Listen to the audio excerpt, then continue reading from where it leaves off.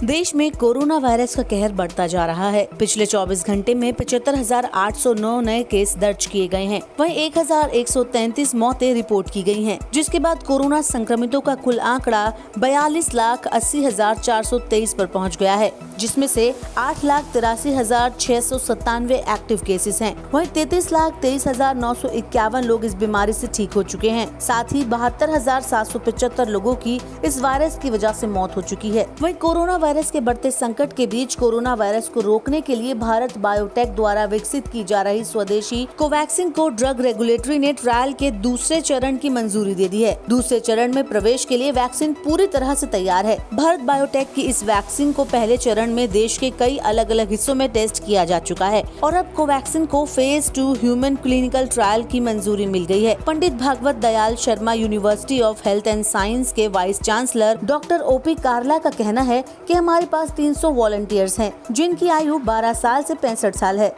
जिनमें से 15 की स्क्रीनिंग पूरी हो चुकी है। हमें जल्द ही वैक्सीन डोज मिलने की उम्मीद है।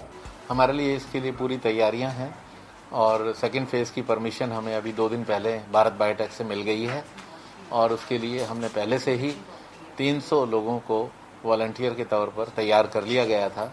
आज 15 वॉलंटियर्स की जांच कर ली गई है और उनका ब्लड टेस्टिंग के लिए और कोविड टेस्टिंग के लिए भेज दिया गया है और हमें उम्मीद है कि कल शाम तक ये रिज़ल्ट आ जाएंगे और हमें वैक्सीन की भी उम्मीद है कि वो आज शाम को या कल सुबह तक हमें मिल जाएगा। उसके बाद हम वैक्सीन का ट्रायल शुरू कर देंगे।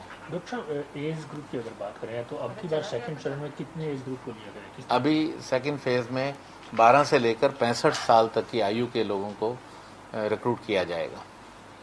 पहले और इसमें किस तरह अंतर मानते हैं? पहले चरण में 15 साल से लेकर 55 साल तक की आयु के लोगों को भर्ती किया गया था और उस समय कोई डायबिटीज़, हाई ब्लड प्रेशर के रोगियों को भर्ती नहीं किया गया था। बिल्कुल जो हेल्दी थे उन्हीं को लिया गया था।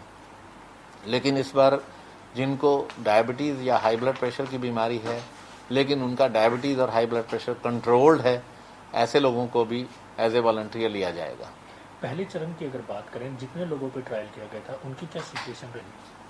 उन सभी को 2 डोजेस दिए गए थे और हमें ये पता चला कि उसके अंदर 2 पर्पजेस थे। एक तो ये था कि किसी को कोई एडवर्स इफेक्ट होता है या नहीं होता और दूसरी बात यह कि उसमें एंटीबॉडी रिस्पांस को स्टडी करना था कि उनका एंटीबॉडी लेवल अच्छा बनता है या नहीं बनता।